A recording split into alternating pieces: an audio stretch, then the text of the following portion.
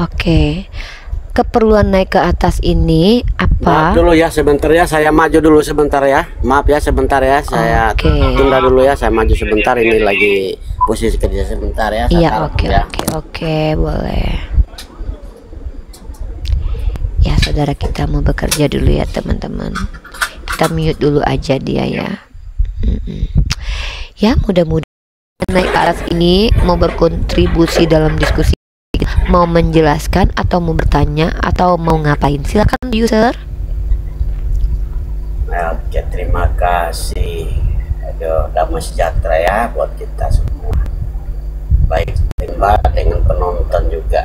Itu kalau bagi kami umat Kristiani selalu juga dilandasi dengan damai sejahtera. Jadi semua makhluk di muka bumi ini yang punya agama, yang punya keyakinan pasti menceritakan dan mewariskan ajaran-ajaran baik. Amin. Tidak ada ajaran mengajarkan manusia membunuh, mencuri, menfitnah, berzina, tidak ada. Kalau saling menyalahkan itu ada. Saling merasa diri benar itu pasti ada. Begitu. Itulah keegoisan manusia di muka bumi yang tidak bisa kita hindari. Memang setiap insan yang hidup pasti ada itu. Rasa dengki, rasa iri, rasa benci, rasa tidak kepuasan sudah kita miliki semua. Tinggal kesadaran kita masing-masing yang kaum manusia hidup di muka bumi ini. Kepercayaanmu, kepercayaanmu, kepercayaanku, kepercayaanku. Kalau kamu merasa kepercayaanku salah, silakan diam saja, tidak usah diprotes, itu saya. Kalau saya nanti menilai saya salah kepercayaan, saya akan memilih kemana saya pergi. Tidak usah kamu paksakan orang itu harus ikut saya, nggak usah. Tidak seperti itu. Punya saya yang benar, kamu harus ikut saya, nggak begitu.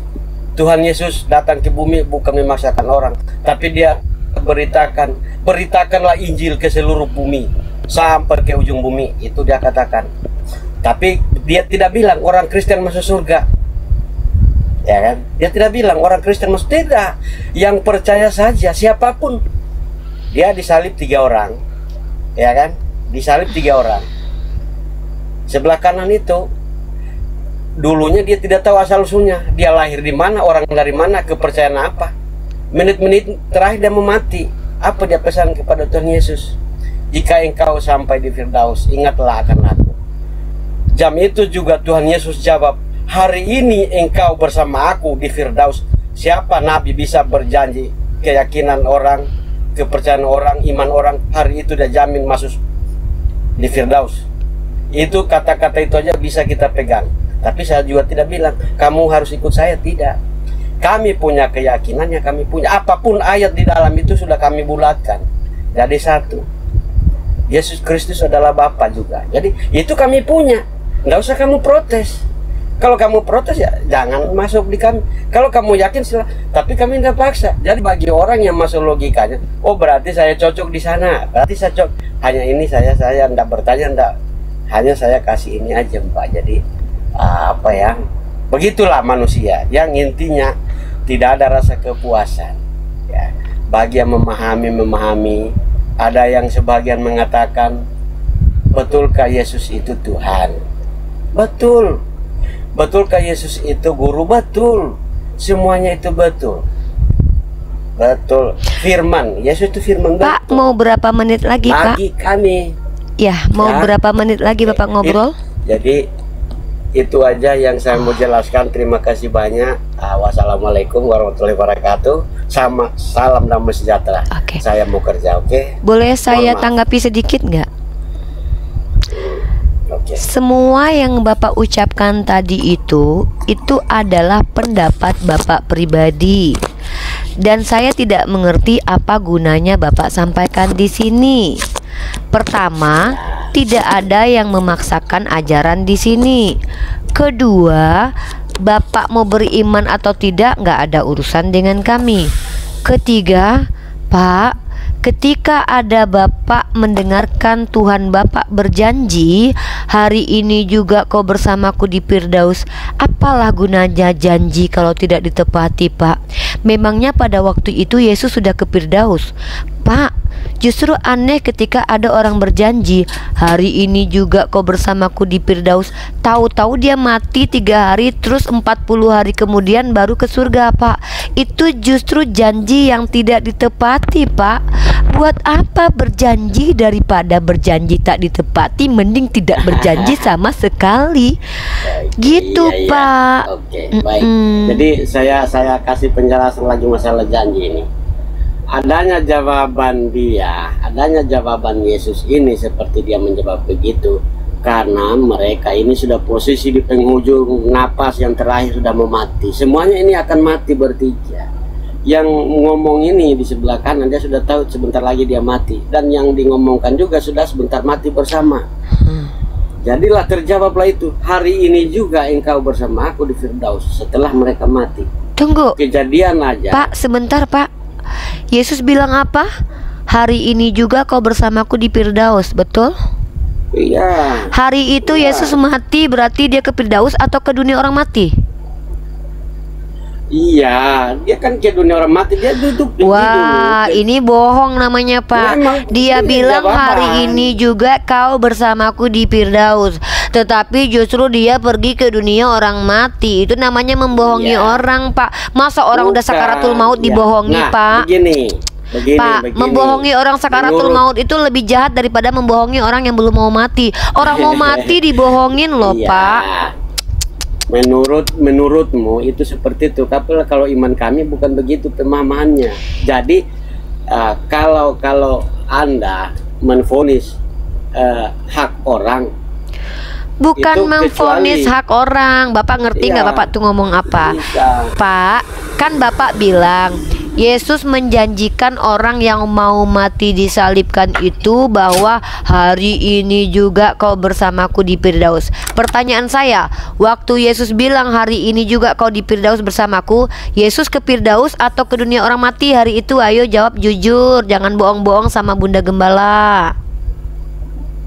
Iya, memang betul dia ke dunia orang mati dulu. Kalau Saya tanya, waktu itu dia ke Firdaus atau ke dunia orang mati? Jawab jujur sekali lagi. memang kalau jawabannya ke Firdaus. Di mana tertulis sebentar? Di mana tertulis hari itu Yesus ke Firdaus? Yang saya tahu dia mati dan ke dunia orang mati 3 hari baru bangkit, 40 hari kemudian baru masuk ke surga. Mana dalil yang mengatakan bahwa hari itu juga dia ke Firdaus? Kalau dia tidak ada tertulis bahwa hari itu juga dia ke Firdaus, maka ketika dia menjanjikan kepada orang hari ini kita ke Firdaus, sementara dia ke dunia orang mati, itu namanya berbohong. Janji yang tidak ditepati. Ya, itu menurutmu. Kalau menurut kami bukan seperti itu. Ya udah, menurut Bapak saya tanya, Yesus pada waktu berjanji hari ini juga kau bersamaku di Firdaus, hari itu dia ke Firdaus atau ke dunia orang mati? Ayo jawab jujur. Kalau masalah itu memang dia mati dulu. Ya, mana kita tahu selanjutnya kan dia sudah berjanji. Ya udah, kalau Yesus itu begitu, bukan manusia biasa. Pak, yang saya Manusia. tanya, saya Dia tahu. bisa. Saya Dia tanya, bisa serba apa saja ketika bisa. seseorang berjanji dan tidak membuktikan janjinya, itu bohong atau jujur?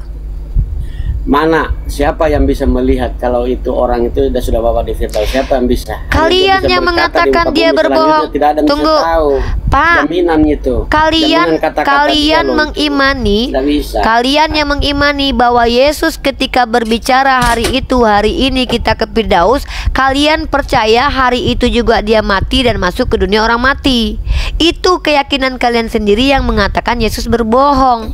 Yesus mengatakan hari ini kita ke Firdaus, tahu-tahu dia mati masuk ke dunia orang mati. Ini namanya kebohongan, Pak. Enggak. Itu kan udah janjinya. Loh, Gitu, janjinya dulu. ditepati nggak? Dia dia ke dunia orang mati itu dia penggenapan. Iya, saya tanya. Dari janjinya ditepati nggak? Dia ke dunia orang mati, tapi dia juga ke Firdaus. Iya, di mana? Di mana? 3 malam ya, 3 hari. Pak, penggenapan. di mana tertulis di dalam kitab Bapak pada waktu dia berjanji hari ini juga kita ke Firdaus, mana tertulis bahwa dia pergi ke Firdaus? Kan dia mati 3 hari dulu, Pak. 40 hari kemudian setelah bangkit baru pergi ke surga. Itu ayatnya. Pak, Bapak cari sampai kurus nggak bakalan ketemu. Bapak cari sampai kurus nggak? Saya pastikan. Tunjuk ayatnya. Mbaknya yang tak dapat itu. Mana? Tunjuk hari itu juga dia ke surga. Tunjukkan hari itu juga dia ke Firdaus. Kalau tidak ada, Bapak berbohong. Bukan dia bilang ke surga, tapi dia bilang mana dalilnya dia ke Firdaus? Ya, mana? Tunjuk kalau hari itu dia ke Firdaus. Tunjuk. Pak, ayat itu saya tahu dia berjanji. Memang dia bilang hari ini kita ke Firdaus. Itu janji. Nah, dia tepati nggak janjinya? Oh, kalau dia kan Tuhan tuh tidak bicara 2 kali. Ya mana bukti kalau dia ke Firdaus? Justru dia kaleng, Mbak. Pak, itu bicara kaleng-kaleng namanya. Ketika dia bilang hari ini kau dan aku ke Firdaus, tapi dia justru pergi hari itu dan 3 hari ke dunia orang mati. Ini namanya sedang janji kebohongan, Pak. Menjanjikan tapi tidak melaksanakan. Hari ini juga kau bersamaku di Firdaus, tahu-tahu dia nyungsep ke dunia orang mati selama 3 hari. Itu bohong. Tahu. Gini caranya ya. Kalau tahu dia ke dunia orang mati, apa dikerjakan Tuhan di dunia orang mati? Ngapain saya peduli dia 3 hari ngapain? Yang saya tanya, ketika dia di dalam itu berkarya selama 3 malam. Berkarya dia. Masa bodoh, Pak, dia mau berkarya, mau pargoy. Yang saya tanya itu, ketika dia berjanji, Bapak berjanji nih sama istri Bapak, sayang, hari ini juga kamu bersamaku ke mall. Tapi tahu-tahu Bapak pergi ke dalam sumur. Itu Bapak bohong atau jujur sama istri Bapak? Iya, itu kan manusia biasa. Kalau manusia biasa memahami seperti itu. Makanya mana di kitab Bapak tertulis bahwa Yesus itu pergi ke Firdaus hari itu? Tunjuk ayatnya. Ada ayatnya. Tunjuk. Kalau nggak ada berarti jangan. Dah cukup ya, Bapak tidak punya ayatnya. Bapak berbohong kepada seluruh umat Islam. Bapak maaf ya. Saya bohong ada. Ya mana? Kalau ada ayatnya tunjukin, Pak. Kalau cuman bilang saya kaya tapi saldonya nggak ditunjukin tuh bohong, Pak. Ya udah. Saya tunggu Bapak 1000 tahun. Kalau saya masih hidup sampai kapanpun, Bapak bawakan dalil bahwa waktu Yesus Pak, nggak usah pakai sayang-sayang sama saya. Tunjukkan dalilnya di dalam kitab Bapak. Pada waktu Yesus berjanji hari ini kau bersamaku di Firdaus, hari itu juga dia berada di Firdaus. Saya minta dalilnya. Kalau ada apa anunya? Kalau ada saya masuk Kristen. Saya masuk Kristen. Tunggu saya besok. Saya besok. Bawa dalilnya. Tunggu saya besok. Ya. Oke. Yang dia bilang hari ini engkau bersama aku. Kalau ayat itu memang ada, yang saya tanya mana dalil kalau dia ke Firdaus? Ini orang melintir. Bukan, Pak, yang saya tanya itu bukan klaim ngomong yang dia katakan itu. Kalau itu saya juga tahu ayatnya ada. Yang saya minta itu di mana dalil bahwa dia langsung ke Firdaus. Yang saya tahu dia nyungsep ke dunia orang mati. Ini kok malah nyelintir. Itu kan yang Anda bilang. Itu kan yang aku ngomong yang dia bilang hari ini. Kalau itu saya juga tahu ayatnya ada. Saya tahu kalau itu janji palsu itu ada. Yang saya tanya, buat apa Bapak membanggakan janji yang tidak ditepati? Bapak kan bilang Tuhan Bapak hebat karena bisa berjanji. Apa hebatnya kalau cuma bisa berjanji? Saya juga bisa berjanji, Pak. Janjinya itu bisa nggak ditunjukkan ditepati Yesus? Karena apa? Hari itu hari kematian dia masuk ke dunia orang mati selama 3 hari dan bahkan 40 hari kemudian dia baru pergi ke surga. Bapak bilang hari itu juga dia di Firdaus. Itu bohong. Aduh sih, Pak. Udah ya, Pak ya. Udah Bapak berisik. Udah. Orang yang di sebelah kanan. Aneh nih orang Kristen. Yang saya minta itu buktinya, bukan janjinya. Janjinya ada. Buat apa berjanji? Pak berisik, Pak. Berisik. Udah ya Pak, udah ya Pak ya, udahlah Pak. Maaf ya Pak ya, buang-buang waktu jadinya Pak ya. Udah makasih ya. Bapak nggak ngerti, Bapak nggak ngerti ya udah, Bapak makasih ya. Orang yang minta kalau dia ke Firdaus kok ayatnya. Udah ya, turun. Buang waktu.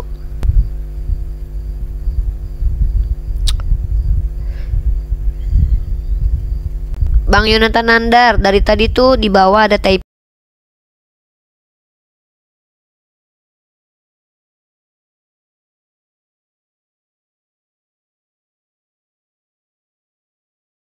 Hati-hati kerungkat kita nanti, Dek. Siapa babi? Enggak. Komal kita rungkat nanti. Dia nanya, Kakak udah makan B2 belum? Itu loh. Jadi menurut Mana Kakak, ada aku bilang B2 ya? Enggak. Kakak telinganya kayak kemasukan ayam. Kakak, berarti menurut Kakak ulangan 23 ini sah? Kemasukan ayam. Ya udah, aku kemasukan hantu kupingku ya. Jadi menurut Kakak ulangan pasal 23 ayat 1 ini salah berarti ya? Oh, baru tahu. Ya salah lah. Siapa ini yang penulisnya? Kurang ajar kali. Kak, kurang ajar kali penulis kitab ulangan 23 ayat 1 nih ya. Iyalah. Kau kalau bacaan jangan separuh-separuh. Emang kurang ajar orang. Jelek kau baca. Iya, emang jelek ayat ini ya Kak ya. Kau potong. Kak, jelek kali ayat ini ya Kak. Emang jelek ayat ini loh Kak. Iyalah, aku pun baca yang jelek, tapi agamamu enggak kau baca-baca. Al-Qur'anmu itu kau baca. Aku baca tiap hari. Biar mana ada kau baca apa lah? Ada. Coba lah dulu. Yang mana? Aja enggak ngerti kalian. Bismillahirrahmanirrahim. Dengan ismi nama Allah Ar-Rahman ya Rahim, Maha Pengasih, Maha Penyayang. Alif. Oh, langsung setan terguncang setan dengar Al-Qur'an guys. Baru baca bismillah langsung kabur setan. Memang betul Al-Qur'an ini ya, kalau setan terkencing-kencing dengar celana kalau mendengarkan. Kata kakak tadi teman-teman, ulangan 23 ayat 1 ini salah. Kata kakak tadi, bukan kataku ya. Langsung kakak tadi kejang-kejang kita bacakan bismillah. Bahaya kakak tadi itu ya. Lagi mabuk lemak babi. Bertiga. Bertiga macam pecek. Udah biar Bang Greg, biar dia menunjukkan seberapa dia tidak beradabnya. Enggak apa-apa, biarin aja. Yang tak beradab. Ini contoh guru teman-teman ya. Ini contoh guru yang bisa kita lihat ya.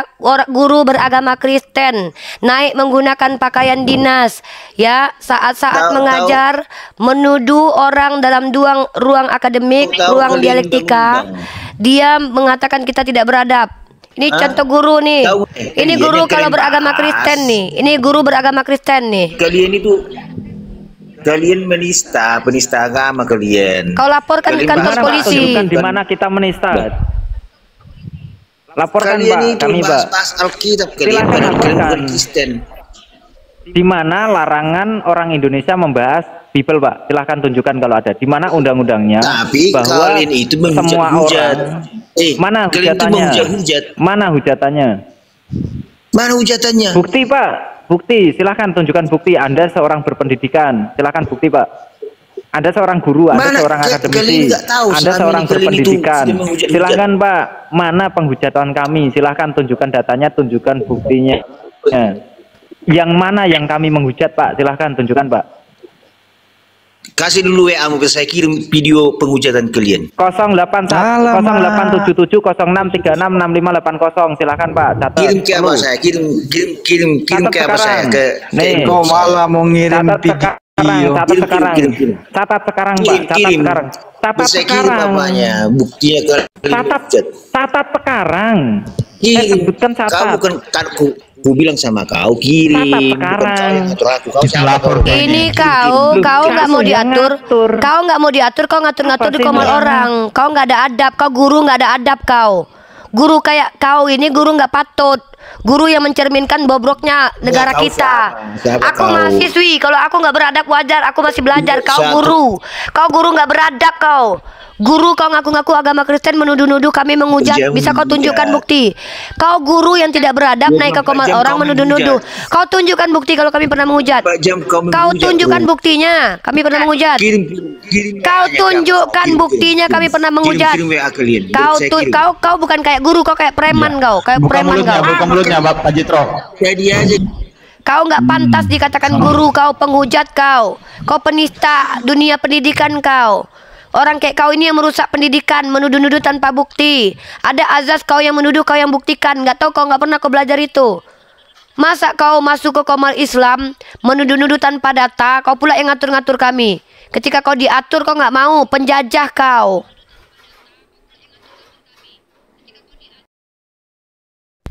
Oke teman-teman muslim ya, perhatikan baik-baik ya. Inilah kenapa saudara kita ini menjadi oten.